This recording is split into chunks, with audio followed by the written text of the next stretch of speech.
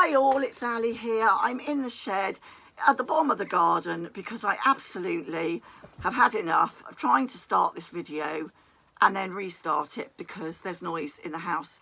This is a really quiet little area. I'm surrounded by fishing gear. My eldest son absolutely adores his fishing, so this is great. Now, over the last couple of weeks, I've been trying out some ready meals for people who are gluten-free. I've always been against ready meals because everyone said they contain an awful lot of salt, too much sugar, that they're not very good for you. But you know, my dad does use a company often for ready meals, for his ready meals. Not this company that I've been trying, but he speaks quite highly of them because obviously sometimes he fancies something warm and he you know, just puts it straight out the freezer into the microwave, and it suits his needs very well. But I'm a bit sick of tired of trying to make myself something and then Simon something, and then sometimes I make other people things, but not very often now. I mean, my children are grown.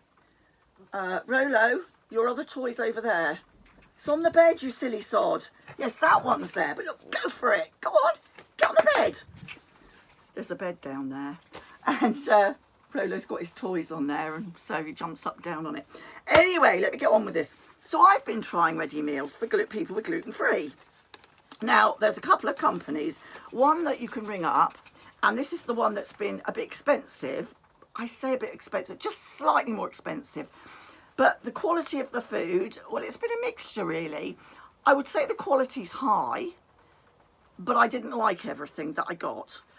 The best one I got was the Oak House Sweet and Sour, and it's a little tiny pot, and it only takes, what, 4 minutes to do. It was absolutely delicious, and you wouldn't think it would be filling, being such a small pot of something, but it was gorgeous. And they're a couple of quid each, so I really can't argue with that. But I did a little scoring of these Oak House foods for anyone who's interested in ready meals.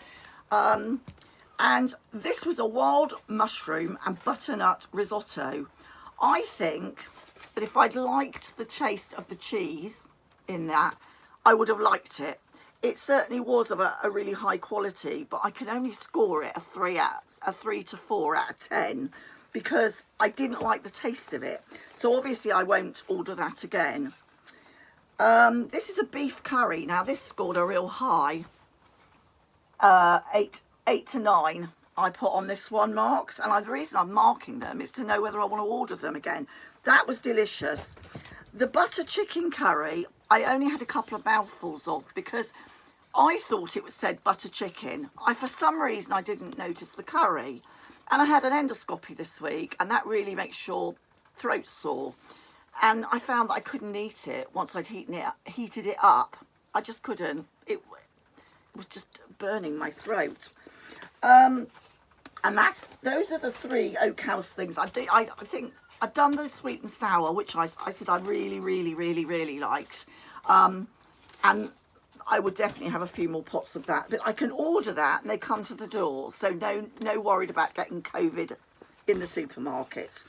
And I've also tried out Amy's Kitchen. Now I tried out, this is a lasagna, and actually was very good. I score this about a 7 or 8 out of 10. It wasn't bad at all. It says all natural ingredients, and it's a vegetable lasagna. Again, great for gluten-free people, quick meal. And to my utter surprise, I thoroughly enjoyed the macaroni cheese. Again, Amy's Kitchen. You know, it's funny. Ready-made meals have come on in leaps and bounds. They used to be high in salt, and I guess they still are, really. When you look at the back of some of these, you think, they are a bit high in salt. But it is nice to occasionally think, I don't want to think about what I've got to cook for me and all that washing up just for one person. It's, you know, really nice just to be able to say, okay, I'm just going to grab this.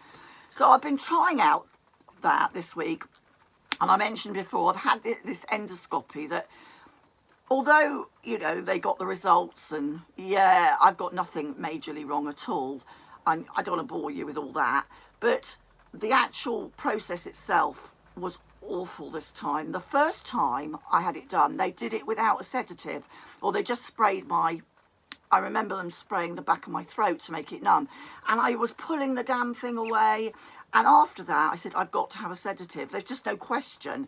So I had another one done, and that one went okay with a sedative, and I had another one after that where they did top and bottom with a sedative, and that was actually the best one ever.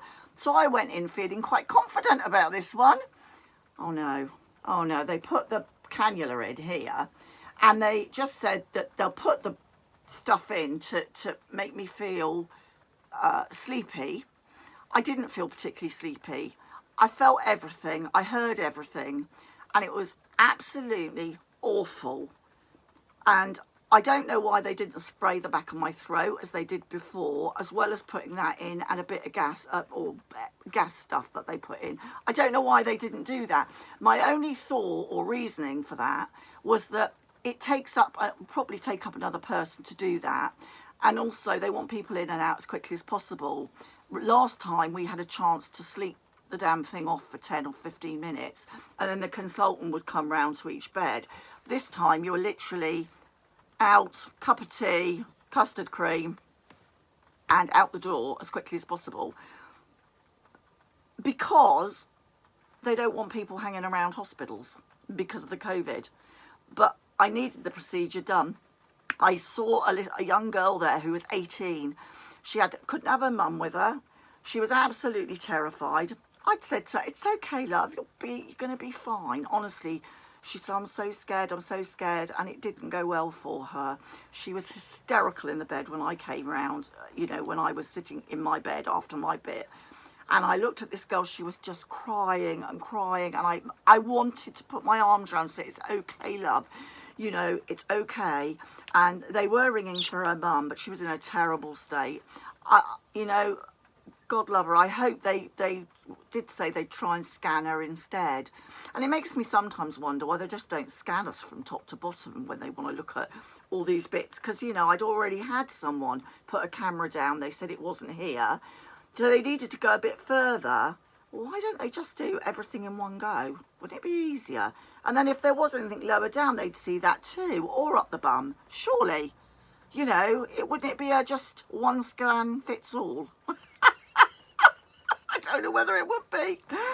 Anyway, I thought I'd catch you up on my week and how I feel about ready meals. I'm very mixed about whether these are good. Are they good value for money? They are when it comes to saving time. Are they good value for money taste-wise? A couple of them were.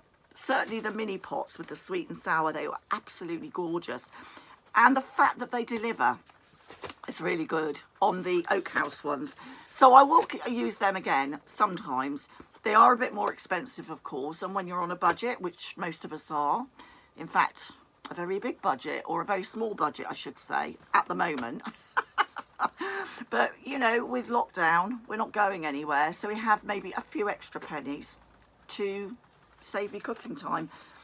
It's just that I get bored with my own stuff. Having said that, I have made a cake today.